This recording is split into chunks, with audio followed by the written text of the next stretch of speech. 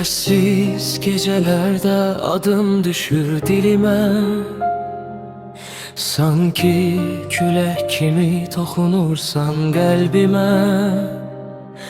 Gedəndən bəri donub qalıb zamanım, sensiz bu şəhərdə itmişəm inan.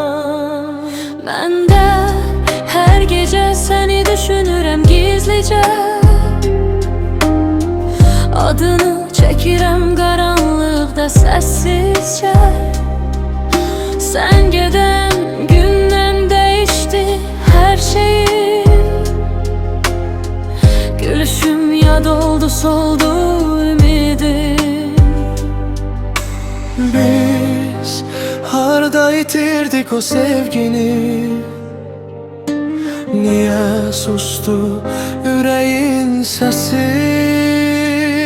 Firuze, yanır adın gecelerde, iki ayrı kalbeyni hasrette. Sen orada, ben burada, yollar aramızda, sevgi yarım kaldı Firuze. Aynalarda seni aktarıram her gün, bir iz kalıp senden silinmir heç cür.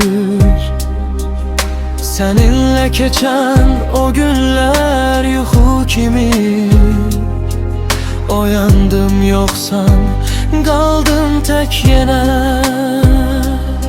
Seni itirmek en ağır derdimiz, sensiz yaşamak bir ömür imiş. Kayıp demeye geç kaldım belki de, indi sükut var içimde. Gəl deyə bilmədim, qürurum saxladı. Gel deyə bilmədim, qorxular bağladı. İndi ise çok geç, yollar ayrılır. Seven iki kalp sükutta kaldı. Firuze,